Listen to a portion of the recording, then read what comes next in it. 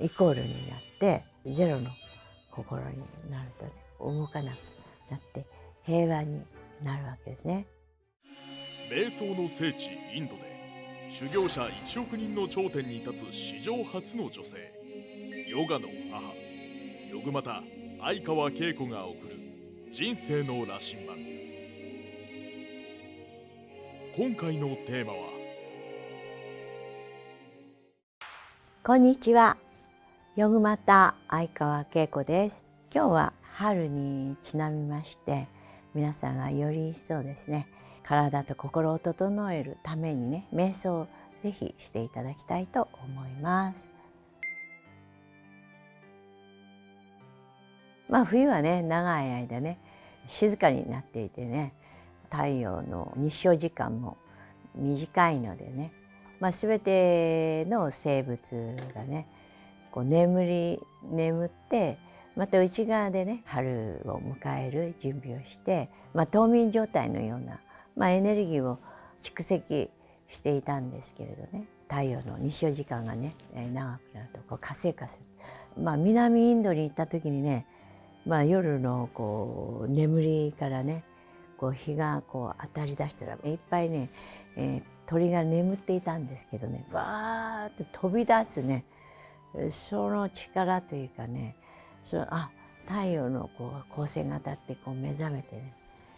こんな力があるんだな。で花がね、こう一斉にパパパパパパパパってね、まるでこうなんかフィルムで作ったような感じで、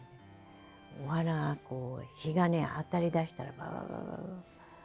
咲いた光景を見たことがあったんですよ。それもインドのね朝で。だからそういうふうにこう日照時間がね増えてくるとね、こう全てがこうムクムクとね目を吹いて活動しだす。それがこうね整って活動しだしていくわけですね。で同時にね、こう揺らぎっていうか不安定になる時期もありますので、また卒業してまた新しいね門出で新学期が始まる。友達も新しい人に出会うね、また学校も新しい学校に行くとか、全てが新しいので嬉しさの反面ね、ちょっとこうドキドキしたりね、新しい体験にとって身構えたりね、いろいろこう揺れやすい時期でもあるのかな。でまた花粉が飛んだりとか、そういうこともあるのかもしれないですよね。いろいろこうね活動して、もうみんな楽しく宴会をしてるのかもしれないですけれども、その刺激に対してね、みんな不動の心になるということでね、整える、ね、その刺激をいただいて、良い方向にクリエイティブな方向に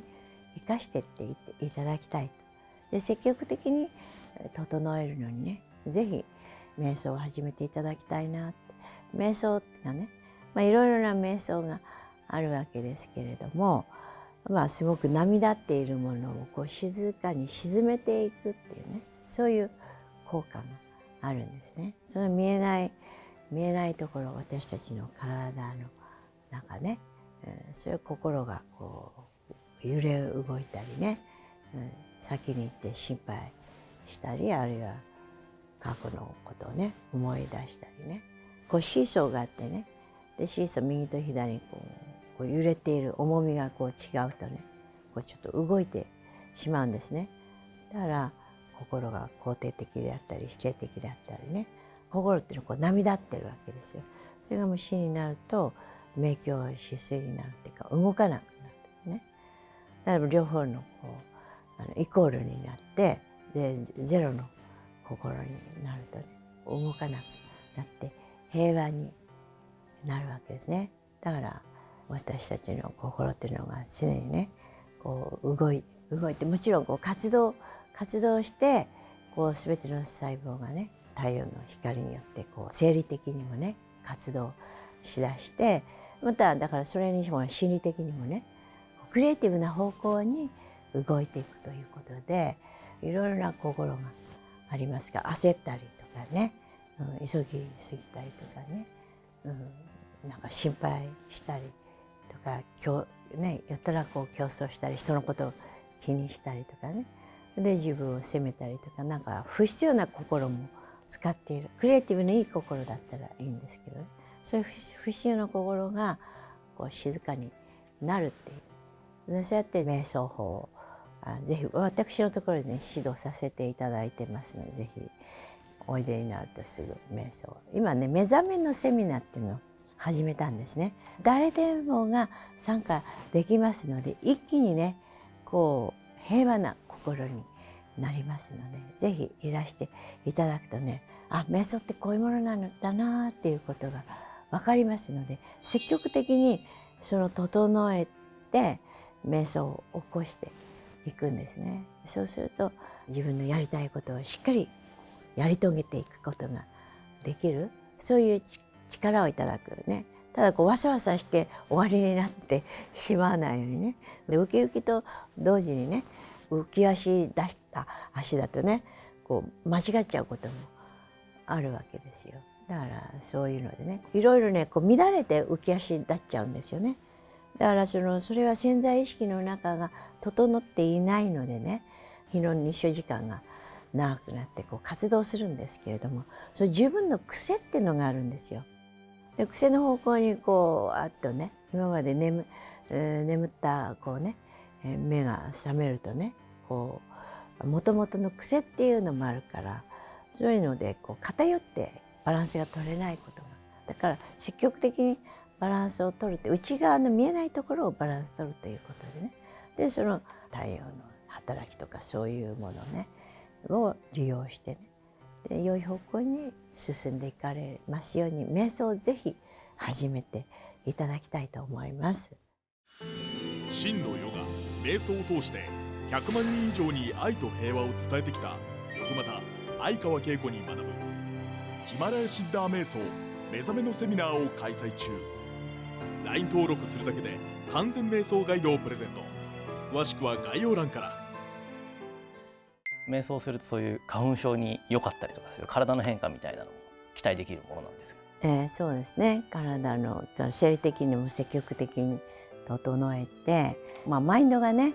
やっぱ花粉症にこうやったらなるんじゃないかっていうね、で病気なんかもね、風邪ひくとか思っちゃうと風邪ひいたり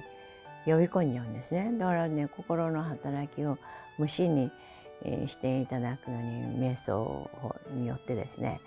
それ無心という感覚をこうしっかり学んでいただかないと、そういうあまりこう情報に振り回されちゃうっていうのがあるのかなって思いますので、自分を信じてね、花粉も生きてるのかもしれないから舞うことで生命の営みをしてる。だからそれに対してこう嫌いだとかね、怖いとかね、そういうものに結びついてるのかなって。無心になったらね、こうついても何ともないみたいな、思ったらねこう引き金になって、そういうこう磁石のように心がね磁石の働きをして、その症状がバッとこう現れるのかなって。でちょっと深呼吸したりしてね、で無心になるこれは自分じゃないっていうことで、その思いを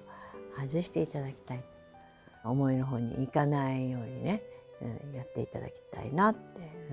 でそのあるがままを受け入れるっていうことで、常にこう整えるっていうことがね、中心にいるっていうことが必要なのかなって。こう症状がどんどん出てきてね、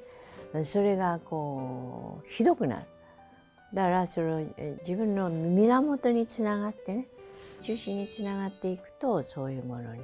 振り回されないのかなって。そのコツ私お教えしますので、ぜひ来ていただくといいのか。源につながるってどういうことみたいな感じで、インドの方はね毎日源をねこうお祈りしてるんですよね。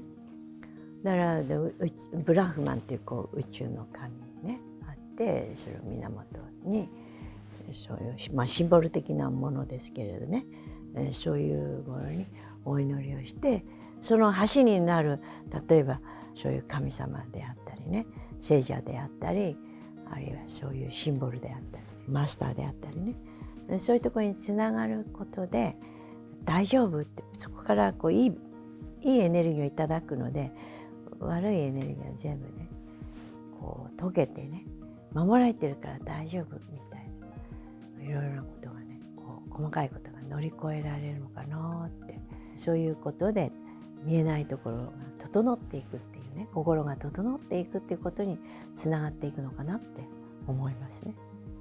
ご視聴ありがとうございました。ぜひ動画の感想をコメント欄にお書きください。よろしくお願いいたします。